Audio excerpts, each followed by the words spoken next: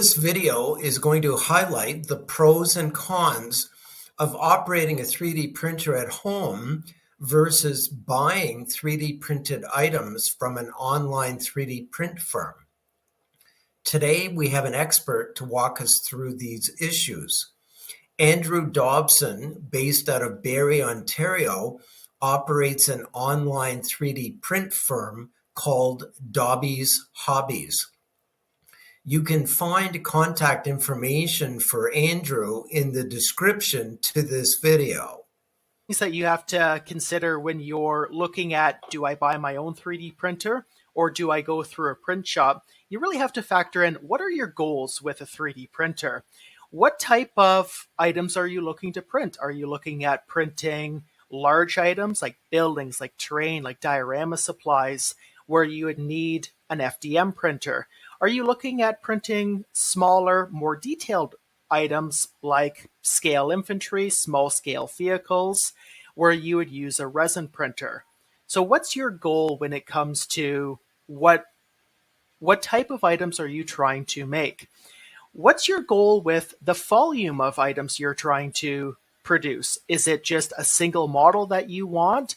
Are you trying to 3D print an entire army? Are you trying to 3D print multiple dioramas? What's your goal with the volume of items that you'd like to print? Next thing is, what type of quality are you looking for? Are you looking for high quality resin items? Are you looking for something that you're willing to spend the time to learn these settings? What's your goal quality wise? And lastly, what's your goal for size of items? Going back to the previous point of, what type of items do you want to print? Are they large scale? Are they small scale? Are you looking to print both? So what's your goal for the size of items, the type of items that you're printing?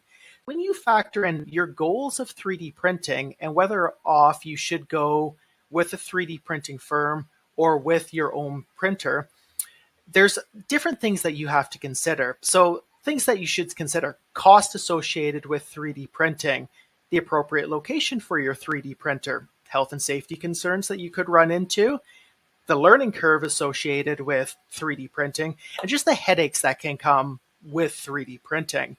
So I want to go through those 5 topics in particular and kind of relate them back to the goals you might have with 3D printing and kind of help individuals decide, is buying a 3D printer the best option for me, or is going through a print shop the best option for me?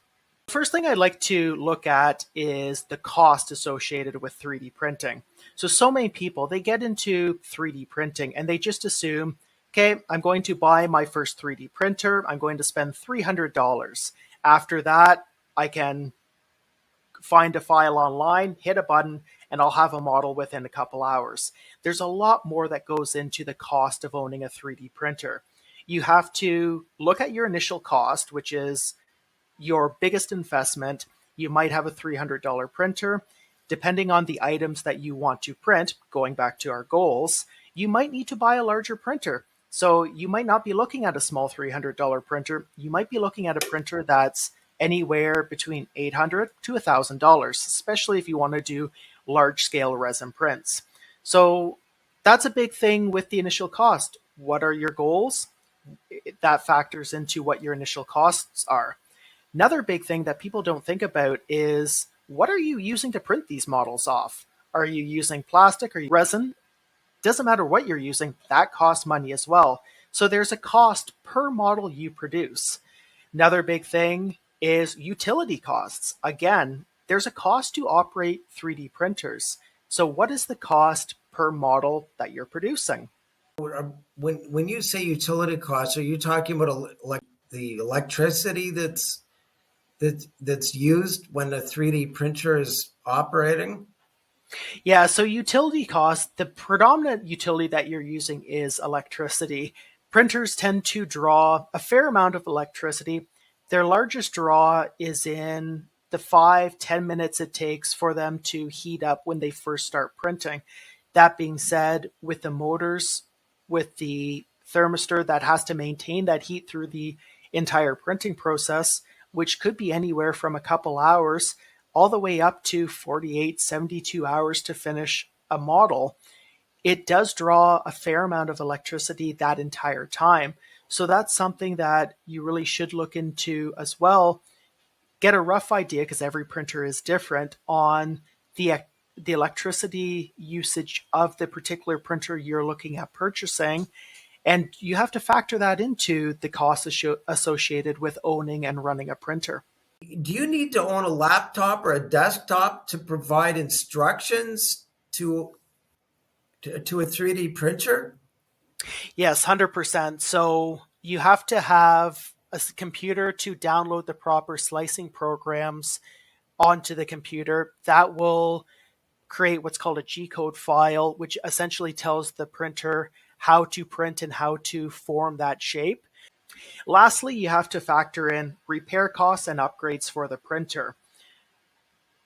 Every time you do 3D printing, there's a chance something goes wrong. There's a chance something breaks on your printer. So you have to factor in the cost associated with repairing those issues. You also have to factor in the cost of certain materials. You need to upgrade your printer. So if you're looking at printing high temperature materials like ABS, or really hard materials like carbon fiber for whatever reason, maybe you need a super durable diorama piece, you have to have certain upgrades for your printer. What is the typical useful life of a 3D printer? 3D printers, as technology changes, they tend to get outdated relatively quick. A lot of the time, printers within a couple years are relatively obsolete. That being said, I still have the same type of printer that I bought 5 years ago, and the Ender 3, it's not as good as a lot of the printers that are out today. It doesn't have as many bells and whistles on it, but it is a reliable printer from my experience. So, depending on how often you are printing and how much printing you are doing, you could potentially wear out a printer relatively quickly within a couple years. But with proper maintenance, you can have a printer lasting 3 to 4 years at least. The one thing to factor in is, after a couple years, the new printers on the market are going to be significantly better than the one you're currently operating. Thing you have to factor in is the location of your 3D printer. 3D printers, they are finicky machines. They need to be in a temperature controlled environment. They can't be in a super cold environment, because then you'll have issues with bad adhesion. You'll have prints failing constantly if it's too cold. And like any electronic, they can't be in a super warm environment, or you will have issues with just the stress it puts on the electronics. So environment is a huge concern with buying your own 3D printer. Another thing that you have to factor in is the storage of the 3D printer. It's not just a small 1 by 1 foot area that you need for your 3D printer. You have to factor in, well, where am I going to store my tools? Where am I going to store my filament or resin? So there is a storage concern as well. And another big thing when you're factoring in location for your 3D printer is, do you have pets? Do you have small children? Depending on the type of 3D printer that you own, there are various health concerns associated with 3D printers that will factor into the environment, the location that they are within your household. So, next thing that I want to touch on is the health and safety concerns of printers, and we kind of touched on it in the last topic there.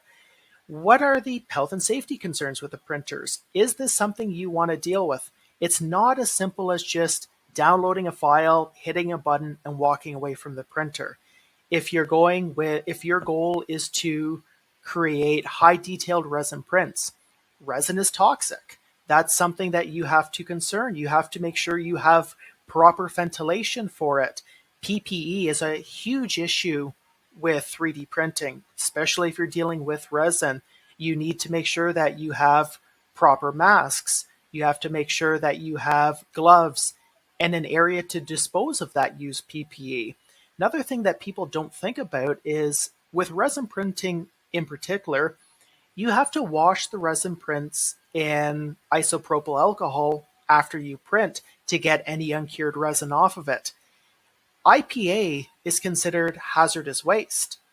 So you have to be ready to take these take the used IPA, take these materials to the proper disposal facilities. It's not something you can just say flush down your toilet.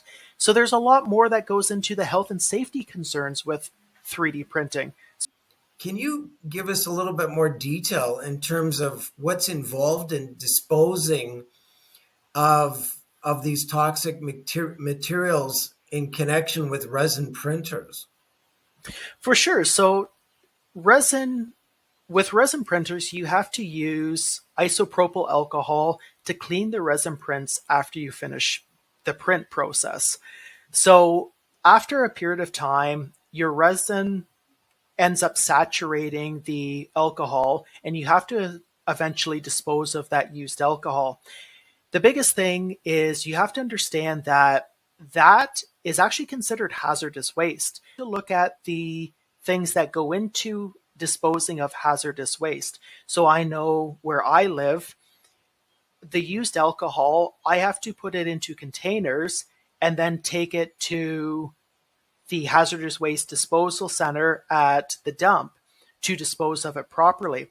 Is running a 3D printer, is there any risk of fire hazard?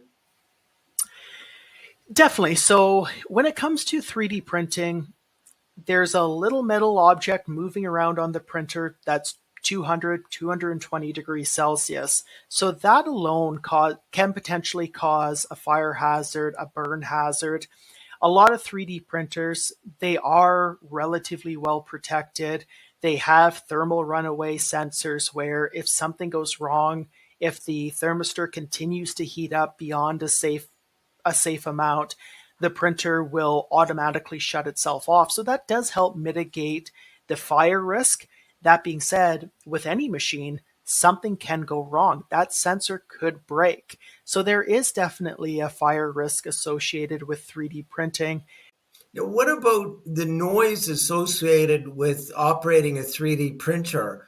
I mean, if I lived in a small apartment or a small house, if I were to print items overnight, is the noise from the 3D printer, could it potentially be an issue? It depends on the 3D printer that you purchase. So a lot of the newer 3D printers and a lot of the higher quality 3D printers, they have silent motherboards in them. So it does help mitigate the volume. I know my older Ender 3 3D printers, when I used to live in a two-story house, I would have them set up in the basement and I could even hear them from the main floor. So over time, in my current apartment, I run them 24 hours a day, the couple of printers I have set up here. And it's something that doesn't bother me, but it is something you have to consider, especially if you're looking at the more effective printers that are out on the market. They definitely are louder than a lot of the higher quality printers that are out there. Next thing I'd like to touch on is the learning curve associated with 3D printing. And this is the thing that people don't think about. When you look at 3D printing, like I mentioned earlier, so many people just think, okay, I can buy a printer, I can plug it in, I can download a file, press a button, and within a couple hours, I will have a model. There's a lot more that goes into it. There's countless hours of tuning settings on your printer, finding what materials your printer works best with.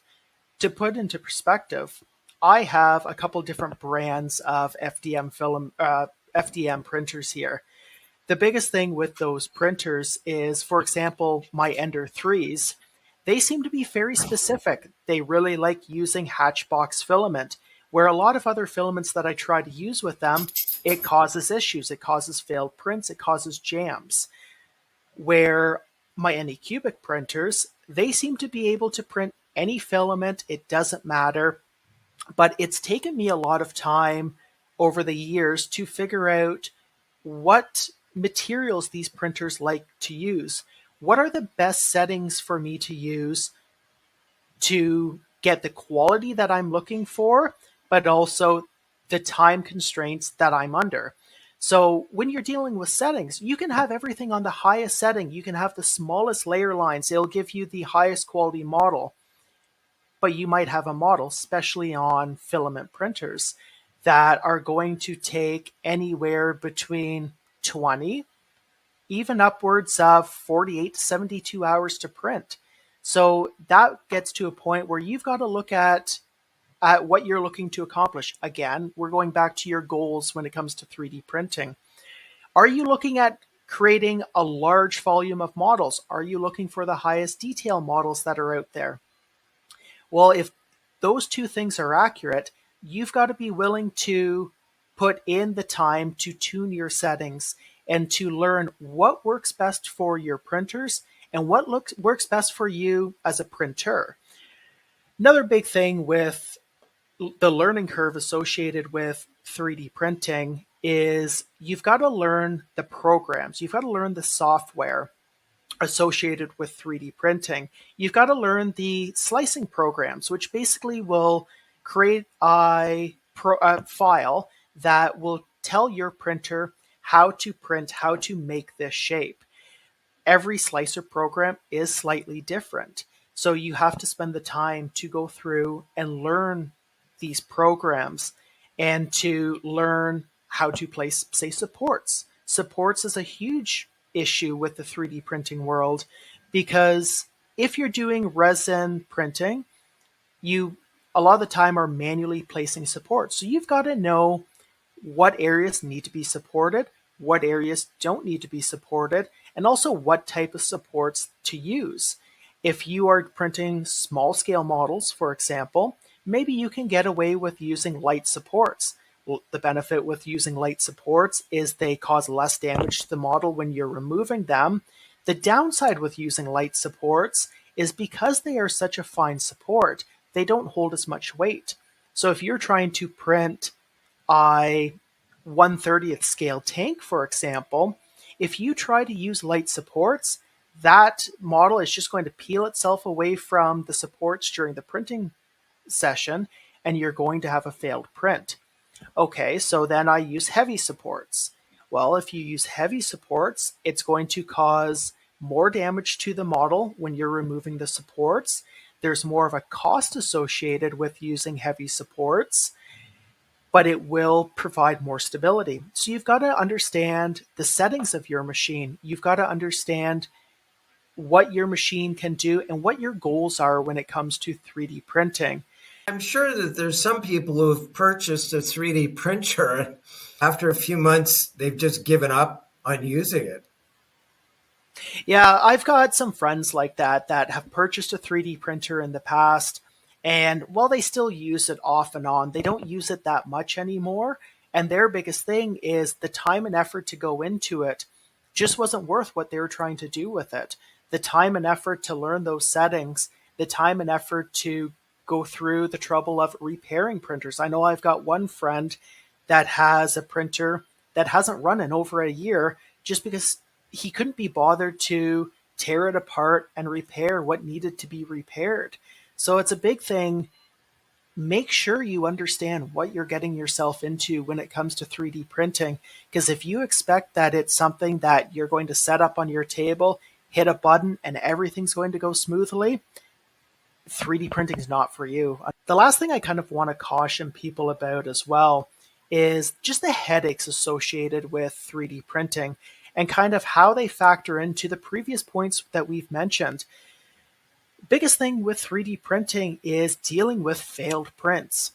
And that is such a headache. And one thing that I know with my friend group, there's a few of us that own 3D printers, and I constantly am sent pictures and videos asking, "Hey, Andrew, I had a failed print. Do you know what caused that?" So when you're dealing with failed prints, it's something that isn't always immediately obvious what the issue is. And that's one of the biggest headaches with 3D printing is, okay, something went wrong. Well, what went wrong? How do I fix this moving forward? With 3D printers, stuff breaks on them constantly. You have fans that stop working. You have hot ends that clog, nozzles that clog. You have thermistors that break. At least with those issues, yes, it's a headache. Yes, it's something that you have to repair or be willing to send it to someone that will repair it for you. But at least with those issues, it is relatively obvious what the issue is. If my fan's not working, chances are there's an issue with my fan. If my printer isn't heating up, or if it's cold and it's showing that it's heated up, there's an issue with my thermistor. So when it comes to failed prints, there's a lot more trial and error with it. It's a lot more experimentation. Well, why did it stop printing mid-print? Why did it print the base layer and nothing is printing above it? There's a lot more trial and error associated with that, where at least when you're dealing with the repair aspect of printers, not always, but a lot of the time, it is a little bit more obvious what the issues are. The other thing you have to consider when it comes to the headaches of owning a 3D printer is the quality issues. And a lot of times, the quality issues with 3D printing is associated with the learning curve. It's associated with your cost consideration as well. Because if you buy a $100 printer, you're not going to get the same quality as if you buy a $1,000 printer. So all of these points tend to be relatively interlinked. Quality issues with 3D printing also relate back to using the wrong machine for the wrong job, which again, we can look at our goals. If the goal is to create a high quality, high detailed model, don't buy an FDM printer because that's simply not the machine for that project.